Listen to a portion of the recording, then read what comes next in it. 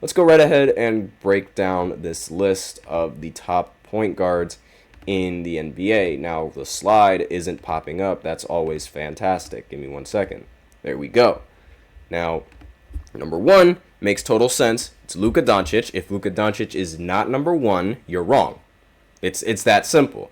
Luka recently made the finals. He's averaged almost a triple-double throughout the entirety of his career. He's been in the running for MVP so many times, especially in the beginning of the season. Like in every single season, he seems to be a favorite to win the MVP until Jokic just comes in and rains all over his parade. And again, Luka Doncic in the postseason, he was fantastic. He was also insane in the regular season, as he always is. And, making the first finals of your entire career it's a pretty big deal. He was third in MVP voting this year. He averaged 33 points per game, 9 rebounds, and almost 10 assists while shooting 48% from the field and 38% from three. He was ridiculous. And one of the craziest things that, I can't believe was actually, I actually believe was that Kyrie and Luka wasn't going to be a good fit. There were a lot of people that thought that this fit wasn't going to end up being great, and that the Mavericks ended up giving up too many players on the defensive side of the ball in order to be good enough of a team to compete. But they proved every single one of those haters wrong. And, they proved me wrong. And again, it's like they were super close to making it all the way and winning it. But ultimately, they ended up losing due to, whether you want to blame it on Kyrie, whether you don't want to blame it on Kyrie, or just the fact that the Celtics are just a better overall team. Either or, they ended up losing, which is unfortunate, but still, he is the best point guard in this league. And SGA, the point guard that is behind Luka Doncic, and, despite the fact that SGA was second in MVP voting compared to Luka Doncic, who was third in MVP voting, I would much rather have Luka Doncic on the team, and I would much rather see him as the best point guard in the NBA as opposed to SGA, mainly because SGA, he by far has the better team than the Dallas Mavericks, but they still weren't able to do much aside from make it past the first round against a team that barely made the play-in. And he averaged 30 points per game last season, 53% from the field, 35% from three, was a completely different animal in the postseason. He averaged 30 points per game. A lot of people were questioning whether or not SGA would play well in the postseason. I don't know why people were questioning that, but it was questioned. He shot almost 50% from the field, 43% from three, and was also averaging 30 and 6 assists along with 7 rebounds as well. And again, the rest of the point guards on this list, you'll clearly see that SGA is just better than, and his bag and his repertoire is ridiculous. The one bad thing, the one thing that could be considered as bad about SGA is that he doesn't take enough 3-pointers. And when your issue is that you don't take enough threes, but you still drop 30 points, I don't think that's really much of an issue. It's like every single game I look at the box scores and SGA has 31 or 32. That is his lucky number. He always gets that, and it's every single game. It's ridiculous. So he's number 2 on this list. Third is Stephen Curry. Obviously, these Olympics are giving him a boost in this rating a little bit because last season Steph Curry was a little bit disappointing. Not individually, but just from a team perspective. The team lost in the play-in when usually, you're expected to see Curry in the postseason and things like that. But his season, the season that he had last season, it wasn't bad. 26 points per game, 4 rebounds, 5 assists. It just wasn't as broken and as ridiculous as the numbers that SGA and Luka Doncic averaged. So obviously, the Olympics, they're a big part of it. And they're a big part of the reason why he's so high on this list. And on top of the fact that his resume, he is the best shooter in NBA history. He has the most championships compared to anybody on this point guard list. So, I had to put him in here. If he wasn't in here, it was basically a crime. And for those of you guys that might be questioning, no, I do not have Kyrie Irving at point guard. I have him at shooting guard. If you guys are interested in the shooting guards video, that is uploaded in the channel, so you can go right ahead and figure out who I think are the best shooting guards in the NBA. Now, next player on this list is Jalen Brunson. And, this might have a little bit of bias towards it. You might want to put some other point guards above him, but the reality is Jalen Brunson is a bucket. He is an offensive talent. He is an offensive demon. He's ridiculous. He made the Knicks relevant, and that really takes a special person because making the Knicks relevant is so difficult. And he averaged 28 points per game, shot 47% from the field, also shot 40% from three in the regular season. In the postseason, he averaged 32 points per game, shot 44% from the field, 31% from three, and again, he averaged 32 and 7 assists along with that. He also went on a ridiculous streak where he almost broke the record for most consecutive 30-point games in the postseason, I believe. Maybe it was 40-point games. I don't really remember, but I do know that he was a monster in the postseason. I do remember how crazy he was as in the postseason, and the only reason why he's not higher on this list is because his numbers aren't really that crazy, and because he also lost pretty early in the postseason. That's really the only reason why I don't have him higher on this list. And I'm just looking at my notes, by the way, so don't mind me if I'm looking off to the side. But again, Jalen Brunson, he is in my opinion, the fourth best point guard in the NBA right now. And he also, one of the things that I forgot to mention, he passed Carmelo Anthony in postseason points as a New York Knick, which is incredible. And he's also the first player ever to have 40 points with a made three in 4 straight playoff games.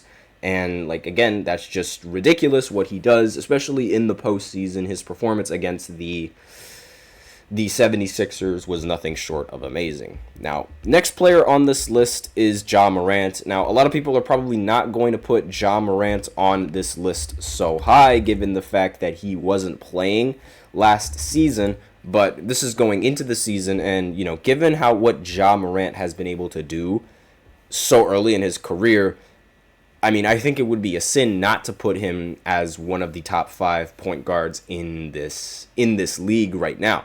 He averaged 25 points per game in the 9 games that he played. Not a very good 3-point shooter, but he does make up for it for his jumps and just, his peak offensive game that he has. And he's gone in pretty far in the postseason, a little bit. He's made it to the second round when no one really thought he was going to even make it to the second round.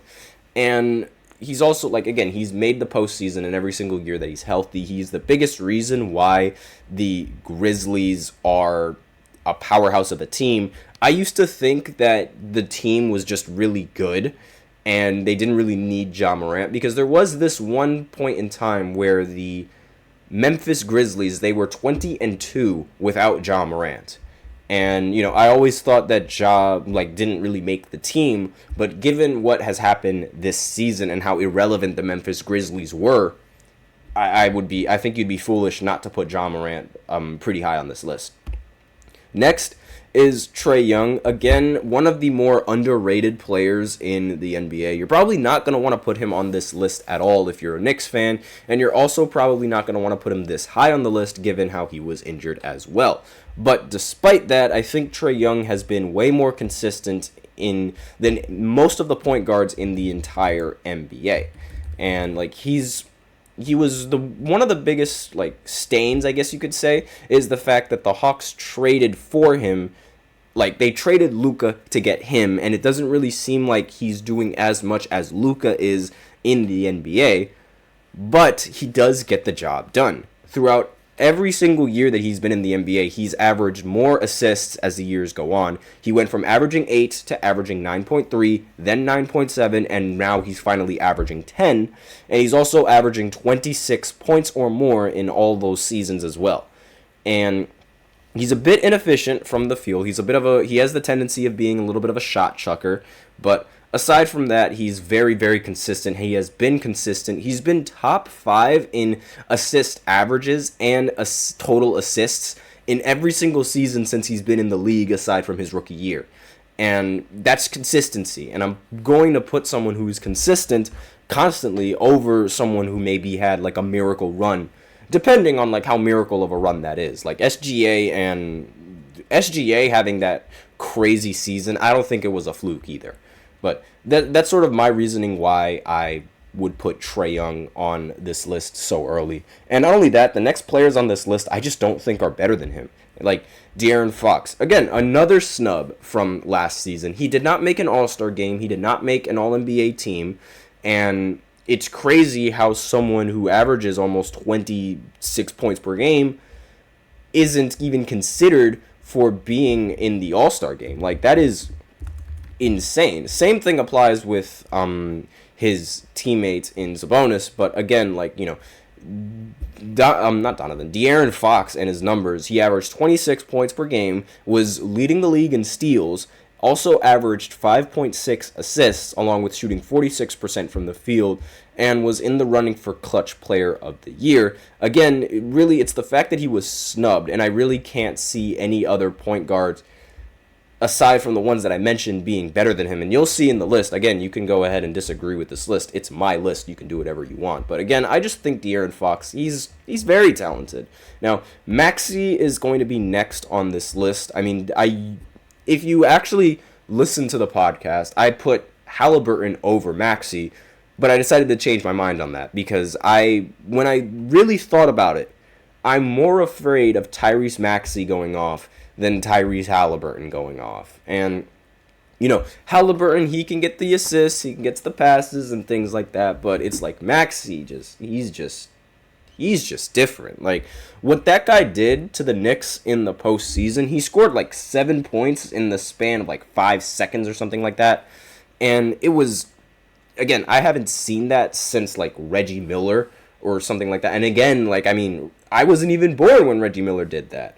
But, or, you know, a little bit more of an accurate one, I guess you could say, was I haven't seen that since T-Mac. But again, like, the way that he plays, just the fact that I understand he is the second option, but I would much rather have him as the point guard and, you know, his jump as opposed to having Tyrese Halliburton, who is next on this list. Again, I'm not a big fan of Tyrese Halliburton. I understand he's a great passer. I think his jump shot is a little funky. I mean, it works, so it doesn't really matter. But I'm just not all that hyped about him. I don't think the Pacers would have gotten as far in the postseason as they did had every single team been healthy. And I also think the Pacers as a team, they're just better overall than the 76ers, and it's like Halliburton doesn't really need to do much. There were several postseason games where I saw Tyrese Halliburton just standing there, passing the ball, not doing anything, and the team was still close. Like, they were not in jeopardy at all of losing the game because Halliburton wasn't doing this or Halliburton wasn't doing that, as opposed to Maxey, where it's like, if he doesn't do this, if he doesn't do that, then the team is in immediate jeopardy. And finally, Damian Lillard, he's the last player on this list. He turned into one of the most overrated players the league has ever seen ever since that one series in OKC when he hit that crazy half-court shot. And this season, arguably one of his weakest seasons since entering the NBA. He was expected to play really well alongside Giannis. Then injuries happen, and that was really the big problem. But again, with how the team was going with Damian Lillard, I was always concerned. Like, there was never a point in time where I thought Dame was going to take over. He seemed very rusty, and he's lucky that he even made the All-Star game last year. I think it was mainly due to popularity. But aside from that, he did not deserve to make that All-Star team. And his play it wasn't all that. Like, that's just my opinion on it. But let me know in the comments what you guys think of this list. Those are the top 10 point guards in the NBA. So now I will go ahead and go into the next segment where I talk about the best players in each decade of the NBA right after this short break. So be sure to stay tuned. Looking for your daily fix of sports talk without having to pay for it? GSMC Sports Network is available on YouTube. Just search GSMC Sports Network. Get your fix of daily sports talk shows on YouTube, absolutely free. NFL, college football, NBA, MLB, MMA, UFC, fantasy football, and so much more. GSMC Sports Network has shows running all day long, with new sports shows starting every 2 hours. Just like on your favorite cable sports channel, except GSMC Sports Network is absolutely free. Just search GSMC Sports Network on YouTube to catch one of your new favorite shows, like the GSMC College Football Podcast, Chip Shot Football Podcast, Hoops and Heels Women's Sports Podcast, GSMC Basketball Podcast, and so many more. Check it out for yourself. GSMC Sports Network, now available on YouTube absolutely free. Search GSMC Sports Network on YouTube right now.